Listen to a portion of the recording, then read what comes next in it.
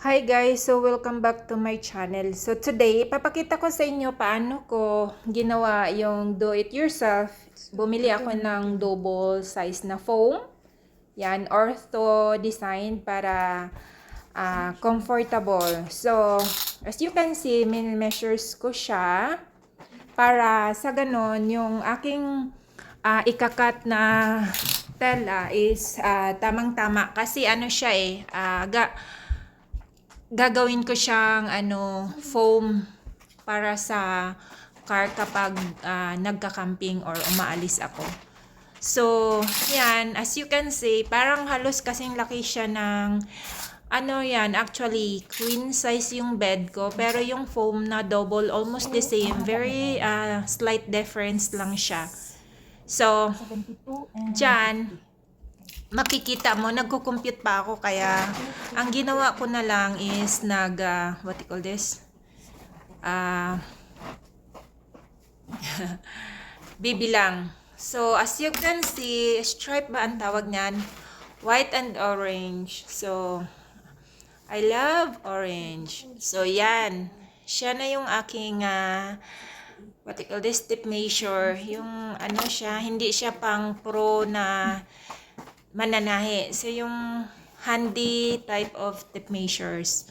So, yung aking cloth ay cotton para mas maganda siya hapit sa balat if ever. Pero hindi naman natin siya magagamit kasi nga i-cover naman natin yan.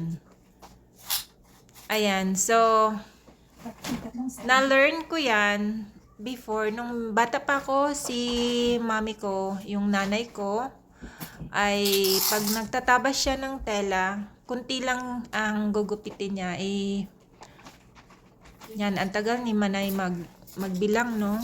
So, nagkaklag yung ating mga brain cells, kaya natagalan siyang sukat kung ilan ba dapat.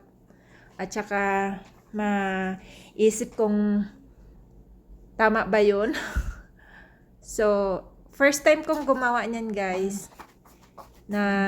Tawag nito, yung i-cover yung foam from scratch talaga. So, yan. Ganyan yung nanay ko, yan. Konting tabas lang. Tapos na, i-stretch mo lang yung tela. Pantay siya at the end. Tapos, hindi pala hindi gumana yung utak ko. Ang nangyari, kinapos ako ng tela. So, makikita nyo dyan, may parang half na lang ang matitira doon sa nabili ko. Actually, yan ay for quilting ko sana, pero naisip ko, gagamitin ko na lang siya muna dito. Kasi, mas yan ang naisipan kong gawin today. Ayan na siya. So, yan ang natira. So, hindi na siya pwede, pero hindi natin itatapon kasi pwede siya sa quilting kung aware kayo. Ngayon, meron akong tela pa dyan. Kasi nga ako'y mahilig magtahi-tahi kung ano-ano. Pero hindi ako nag-aral ng pananahi. Nung bata pa kasi ako, si mama nananahi siya ng gamit namin, ng cover ng sofa, curtain, pati dress namin. So, doon ko lang yan nakikita sa kanya. Tapos naglalaro ako sa ilalim ng makina nung bata pa kami. Pero hindi ko alam na isa din pala siya sa gusto kong gawin pag nagkakaedad na. As you can see, pag nagkaedad ka na, iba na yung hilig mo. Hindi ka na laman ng shopping center. So dyan, since kinapos tayo, iniisip ko ano bang magandang gagawin. Kasi nga, parang ang pangit niya tingnan, di ba? So, syempre, gumana naman yung utak natin. Yung parang yellow color, siya yung nasa ilalim para hindi nakikita. Tapos, yung both sides, meron dyang atang 8 inches each. So, ayan na siya, guys. O, diba? Pag ako kasi yung may naisipan, dapat ginagawa ko siya kahit gabi yan. Maybe 10 or 11. Ganon yung utak ko eh. Ayaw siyang tumigil mag-isip pag hindi ko siya nagagawa. So, malayo ako sa manya na habits pag ang utak ko ay nagdi-dictate. So, yung sewing machine pala na gagamitin ko dyan is yung handy. Kahit saan sa park, pwede mong dadalhin. Ano lang siya, very, hindi naman siya ganun kabigat. Kaya dyan, i-ano ko lang siya, ipapatong ko lang siya sa bed. Kasi, ang tawag nito, Abas ko na siya. sa room ko lang siya So, ginagawa. gagawin na natin siyang See? cover. Dito. Ayan sa na siya, cover. guys. Ayan. Ayan. So, ayan yung mga options na pwede mong gagawin.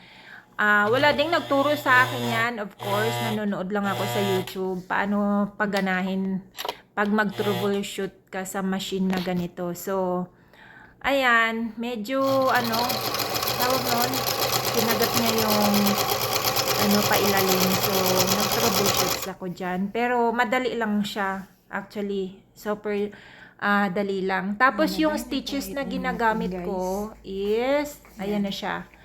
Ginamit natin ng Zigzag. stitches is zigzag. Ayan. Para maganda siya titingnan kasi hindi na ako So, yan, gumamit ng since yung tela surgeon, hindi natin naman ay to tapos yung pro. orange, nilagyan natin So, ng yellow. Tapos, ayan na siya. Ang tawag para nito, yung two-sided foam siya, na cover na natin. Yan yung back part so, ng foam isisilad na natin. natin. So, 8 inches both sides. Yan yung Tapos front, ko na siya. which is Yung isang panel, naka-stripe siya. So, ano lang siya. ang gagawin ko, ibabalik ko siya sa plastic. Tapos, Yung plastic ng foam nung binili siya. On the other side, ito po yung may Doon ko mga siya ibabalik. Kasi yan, parang ano lang yan siya, cushion So, sa ganito na siya nangyayari. sasakyan Kasi, kapag umaalis. kinupos tayo ng Tapos, orange doon ka na na matulog. So, dito, malamig. So, kailangan mo ng extra So, shield. So, yan na, pinasok na ang foam, di ba? kita nyo. So, papakita ko na Ganyan sa naman inyo siya susunod kapag, kung ano ang labasan. So, nakita nyo naman yung machine ko nasa gilid So, lang. guys, if you As can in, see, ano ko, ginamitan guys, natin ng may table zigzag. ako dyan. May machine Para dyan may na design. yung singer. Wala tayo. Hindi Kaso, na natin nagloko siya. sinurger. Hindi ko alam paano paganahin. So, yan. Wala si mama. So, Para madali, plan B basta tayo. sinapaglalakad. Yung isang, ang ginamit ko. Ayan na to. So, So, ayan. isa lang yan sa mga Sobrang hilig dali kong lang gagawin, siya yung gagawin. magtahi-tahi. Nag-troubleshoot lang Napakahilig ako sa kong machine kasi nagpalit ako ng ewan ko, na tahi-tahi. foot Tapos, kaso, mabilis din ako may kinain magsawa. natang sinulid kaya natagalan ako. So, ngayon, ito na tayo. Ang gagawin ko is, papakita ko sa inyo kung paano ko siya ilalatag sa sasakyan kapag dalawa ang makikitulog sa sasakyan. Uso kasi dito yung mag-camping or yung mag-travel ka tapos sobrang layo pa ng pupuntahan mo. Pwede ka kasing matulog sa mga designated parking area kung saan pwedeng magpalipas ng gabi. Kasi nga, lalo na pag winter, hindi po safe yung ating paglalakbay. So, ito, nakita nyo, nasa likod siya ng car ko. Tapos, nakita ang laundry basket. Kasi cloth yung laundry basket. Ayan na siya guys, naka-fold ng maayos. So, i-unpack natin. Tapos, yung laman ng laundry basket ko ay comforter. So, medyo mabagal si ate niyo magbukas, 'di ba? Ayan, sobrang bagal. Nagkakaedad na guys, ganun na pala yun, no? Hindi ka na yung mabilis. Char lang yun. So, here, yan yung mga dapat meron ako sa sasakyan kapag umaalis ako. Like, mag-shopping, pupunta sa city kasi merong mga store na pwede kang matulog overnight. So, like, sa Walmart, yes, pwede kayong mag-park overnight. Yung aking upuan na orange din kasi nga love orange ako. So yan, naka-secure yan yung ko kasi ang tawag noon, nabasa ko sa ibang for safety dapat para hindi bumukas yung likuran kapag maraming nakalagay, so dapat itatali yung mga gamit. So yan, ang daming tali ni Manay. Ayan, marami ang laman like comforter, jacket, shawl. So dyan, yan yung pinaka hanger. pinaka ano ko, extra drawer pang winter na scraper. Ayan, isa din yan sa bintana para kandila. So, sobrang dami dyan, guys. Extra ano siya, cabinet built-in. Ayan, panghugas ng pinggan, baso, gamit for sure sa ano, paglinis ng utensils. Kasi, yan, tulad yan, cup.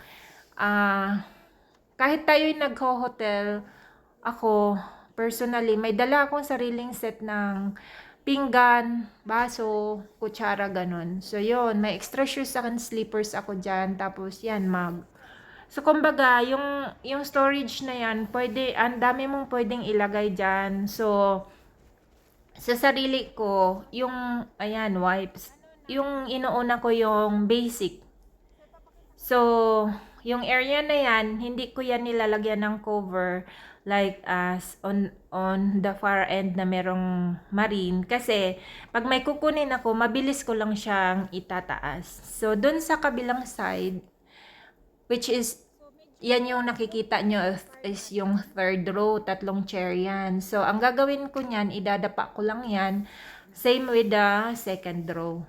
So, ito napaka-convenient ng ganito. See, sobrang dami lang siyang laman. Nakita nyo ang unan, yung cortina, yung aking vacuum, ilaw, yan. So, yan.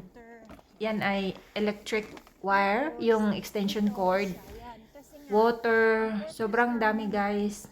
So, yan yung marine. Yung in between ng second row at saka third row, may space kasi yon. So, may discomfort kapag humiga ka. So, I asked my brother-in-law na ikat ako ng marine to make the space, cover. So, yan. Andyan yung ating extra na, what you call this? magpantay siya doon. Sleeping bag. So, yung area na yan, hindi ko i-cover yung sa may drawer. Pero yung sa gitna, ayan, yoga mat ata yan or, oh yeah, ano siya, yung parang sa extra insulation. So, ang gagawin ko yan, guys, Siya yung nasa ilalim. so per ano lang, ano mo lang, ipatong mo lang yung dalawa mo, I mean yung foam na yan. Tapos, ang gagawin mo, hindi ko na siya tinatanggal sa plastic kasi baka may mag-comment, maingay yan pag humihiga. Pag yan, hindi naman literal na ganyan lang ang foam ko. Meron pa akong 2 or 3 na ilalagay na comforter kasi dito ang lamig na. Tapos ako ay lamigin na tao. So, ang nangyayari dyan, parang cushion ko lang yung foam na hindi matigas yung hinihigaan. At the same time, yung plastic, siya yung nagpo-protect na para hindi yung lamig makakapasok sa area. So, hindi na ako nagagamit ng tawag nito, yung tent kapag nagka-camping. Sa mismong car na ako natutulog kasi ayaw ko yung marami pang liligpitin. Ako magdadrive, akin lahat. So, parang ganon.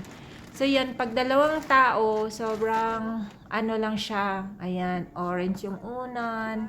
Alam mo naman ako, parang Tapos yan, yung curtain nakalagay na. Alam niyo kung bakit? Yung front lang kasi ang hindi tinted sa car ko. The rest are naka-black tent yan, which is, hindi ko na kailangan ng mga kung ano-ano pang ipandikit ko sa aking, what you call this? Ayan, so, Window para siya kasya siya at saka maluwag. hindi ka masisilip. kapag, So yan, nakita nyo guys, ako siya, lang mag-isa, may kaunti pa pinafold siyang ko extra yung, na what you call plastic. Hindi ko yan yung siya, aking higaan. ang ginagawa, So, ganyan. ginupit kasi para kapag naglagay ako ng, yan, ganyan siya. Foam din yan, yung green, kinover ko kasi, alam mo na, mahilig ka sa comfortable, so kailangan marami kang padded na prepared na ilalagay kung saan hindi ka komportable, kung parang uneven yung surface. Depende kung paano ang parking space, hindi siya totally flat, parang ganon. So, yan, yung charger, yan guys, isang charging station yan na kahit yung sasakyan mo ay patay, pwede kang mag-charge ng cellphone, yung aking lamp, yung aking, what you call this, Tapos dito kasi, computer, pwede mo siyang i-charge doon ganun mo lang yan sa siya. kabila. Kapag Nandoon ang may, mo yung car kasi yan, ganyan siya. Oh. sobrang lamig There you kapag, go. Yan. Tapos, pwede mo lang i-open dyan yung mga tinago mong gamit pag kailangan ito mo. yung mga extra ko na gamit. So, at the same time, sa gabi, Tapos meron pa doon. pwede mo siyang bubuksan. Hindi mo naman na kailangan na lumabas pa para i-open yan. So, dyan, ang dami pang space dyan. Yung color ko, dyan ko nilalagay. Yung lamp. Yan yung charging para sa laptop. Tapos, yung curtain natin, hindi ka na masisilip, 'di ba? Yan ang privacy. Tapos, yung pinggan, baso, yan. So, kapag ang extra shoes, slippers, tapos lutuan. So, sa next vlog ko, ipapakita ko kung paano kami nagluluto, paano namin nairaraos. Kasi yung yung nasa nature ka ang pinaka-relaxing. So, yan hindi ko na lalagyan ng comforter kasi madali na lang siyang ilatag kapag kailan matutulog. The most important thing is malatag yung marine sa part na dyan para even yung paghiga mo. So, ganyan siya during the day pag nililigpit ko. Yan, ganyan siya guys. Para hindi tayo nagmumukhang homeless. So, ifo-fold mo lang siya. Tapos, Ganito siya. para naman, yung space mo dyan sa second row yan, ay walang kalat na kalagay. Tapos, ang privacy mo, kung gusto mong magbasa ng books, manood ng movie. Actually, yung car ko, pwede kang manood ng movie. Nandyan naman yung screen, ay hindi ko pala napapakita. Pero, nagdadala kasi ako ng laptop. So, yan, pwede kang magtago dyan. So, hindi ka masisilip kasi pwede nililipat ko yung curtain ko sa second row. So, may privacy ka doon. Let's say, for example, nagpapalit ka ng damit. Yes. Hindi, kahit araw, hindi ka na maghahanap pa kung saan ka pwede mag-change. So, pasensya na kayo dyan sa aking carpet kasi yun yung, ang tawag noon, yung lupa na orange, nakaka-stain pala siya. Malinis na yan, na-scrub na yan with sabon. Winter, carpet, pero still, ganyan ang looks niya. Tapos, ito yung original. pinatong ko pa rin kasi insulation din yan. Yun yung, original yung nasa ilalim. So, yan guys. 'Di ba sobrang yung area maluwag siya, malinis. Tapos during the day, pwede kang pwede mong gawin lahat ng gusto mong gawin. Tapos pag yung tawag nito, may gagawin kayo na kumain, pwede kayong kumain sa loob ng sasakyan kung hindi maganda yung panahon sa loob. Kasi yan tulad niyan, nakapack yung mga gamit, yan, yung essentials, slippers, naka-plastic bago ipack. Ganyan ako mag-pack, ayan. Yan yung ating pagkainan, tubig, kompleto yan guys. Pati kutsara, tinidor. Yan, sa front walang nakalagay. Maliban sa book, nandun sa taas. At saka yan, kumot ko yan kapag nilalamig nagdadrive. Yan lang guys. So, hopefully, yan yung pag dalawa kayong setup. Ito naman, pag ako lang mag-isa. Tapos, pumupunta ako sa city. Hindi na po ako nakikitulog sa kamag-anak. Nakikipark na lang ako. Kung nag-shopping ako, tinamad umuwi. Kasi, comfortable ako sa sasakyan ko na matulog na yung hindi safe ka naman. So yan, ganyan lang siya yung cortina, nandun yung ating unan. So yung ating, what you call this, foam, finold ko lang kapag mag-isa ako, ganyan. Tapos guys, syempre may dala kang laptop. Nandyan, nakapatong lang yan siya sa taas ng ating comforter. Tapos, meron tayong laptop nandoon. Ayan, chopping board na hindi used. Kasi yan ay aking kainan. Diyan ako nagpapatong ng coffee, plates ko. Para ano siya, hindi siya natatapon even yung place, yung surface. Yan, ganyan lang siya. So, mas, pag mag-isa lang ako, mas super, yung convenient sa akin ang paglalakbay. So, as is, yung aking dyan, cabinet, yung drawer, nandyan lang lahat. So, within reach. Kahit gabi, pag may naisipan akong hanapin, kukunin, yan. Ganyan lang. So, yung mga kit natin guys, emergency, nandyan din. Nandyan lahat. So, shoes, sandals, 'di ba? Ayan na. So, hopefully guys, natutuwa kayo sa aking sinishare today kung paano mairaos ang traveler na single. Thank you for watching guys.